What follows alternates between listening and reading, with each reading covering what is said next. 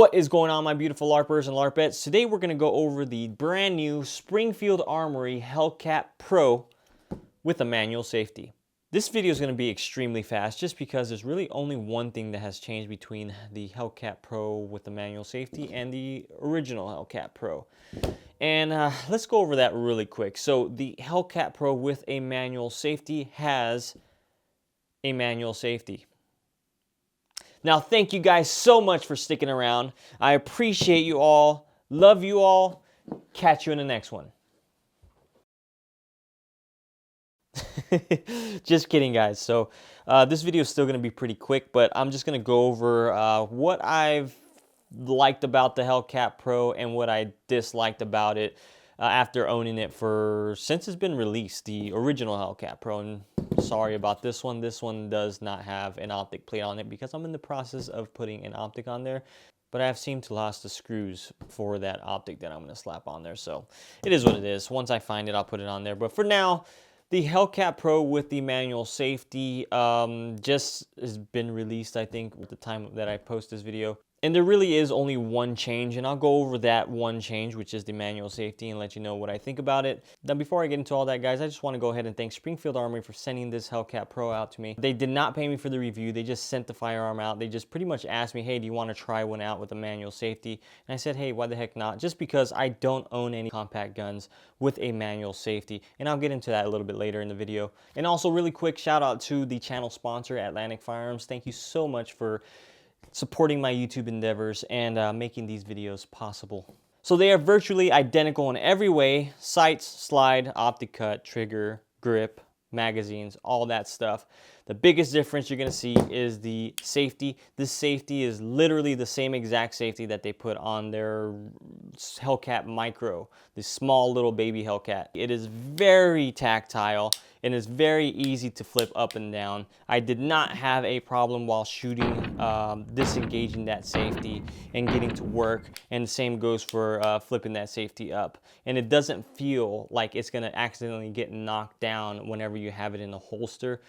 Why don't I carry a gun with a manual safety? I haven't trained enough with manual safeties for my brain to subconsciously disengage that safety for every time I draw. Now, when I'm out on the flat range and just shooting at paper or dummies or steel or stuff like that, yeah, I'll sit there and think about it before I draw and I'll take my time. But I feel in the heat of the moment, if God forbid something ever happens and I do have to draw my firearm, I feel like I probably wouldn't remember to disengage that safety. And that's just knowing yourself, right? Do you know yourself well enough, or have you trained long enough to know that that safety is going to pop off subconsciously under pressure for whatever reason that might arise? And as of now, I don't have that much confidence in myself to disengage that safety. So that's pretty much the only reason why I don't carry them, right? I don't think they're lame. If you want an extra safety on your firearm, go for it, right? You can't ever be too safe, but it is an extra step that you have to think about, or you have to train for whenever you're going to draw this pistol. So basically that's it, guys. External safety on the new Hellcat Pro. Now, has this been an issue for you guys? Have you guys actually been sitting there and bugging Springfield to put an external safety on a Hellcat Pro? I haven't really been reading comments that people wanted an external safety, but if you have been wanting an external safety or a manual safety, I keep saying external safety, a manual safety Hellcat Pro, go ahead and drop a comment down below, because I'm interested in you guys that do carry firearms with a manual safety, and see how you feel about this whole manual safety ordeal that they're coming out with. Because again, they felt the need that they needed to add an external safety on their Hellcat line, and I just want to know why. But aside from that, let's get into the reliability of the Hellcat Pro itself. And this is the original version that I got for the launch when it came out. I believe it was like a year or two ago. Correct me if I'm wrong. But this one here has been extremely reliable for me.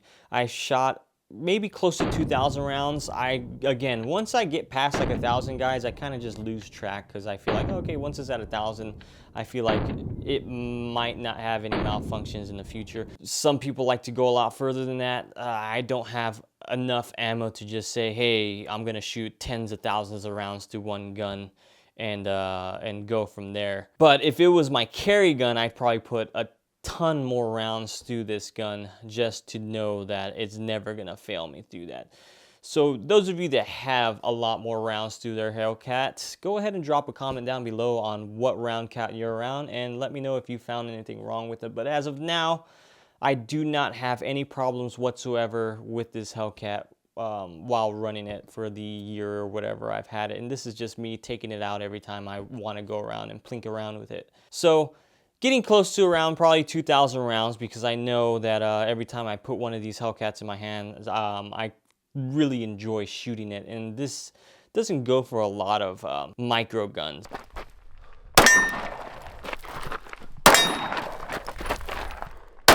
So I guess this is considered a subcompact gun now, but it started off as a micro gun, so the Hellcat Micro, and then the Pro version just extended the grip and the barrel. And those two things made me like the Hellcat Pro a lot more than the other Hellcats in the Hellcat line. I am not, or have never been, a huge fan of the whole pinky being cut off and the magazine being a part of the grip. And on top of that, with those little micro guns, I wouldn't say difficult to control, but they take a lot more effort to control that recoil or that kick, just because they're tiny little guns, right? Without a full grip or a full size barrel, you don't have that extra material on the slide and the barrel, and you don't have that extra leverage that you can get on the grip. Now with those grip extensions, it's fine, you can get a good amount of leverage, but not as good as I think on a actual full grip. But that's just my personal opinion, guys. If you guys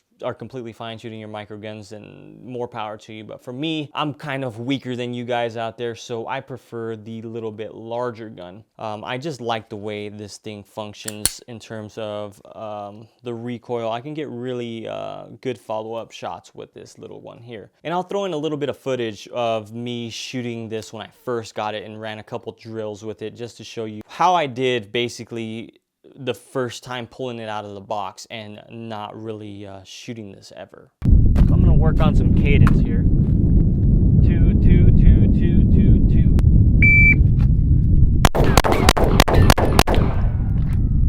But I'm gonna go as fast as I can on all three of these targets. Then I'm gonna switch to headshots. 1, 1, 1. So 1, 2, 3, 4, 5, 6. 1, 1, 1.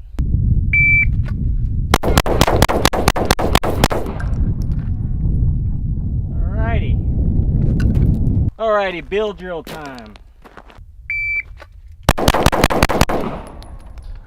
Why am I shooting to the left? Let me try it again on this side. No left shots.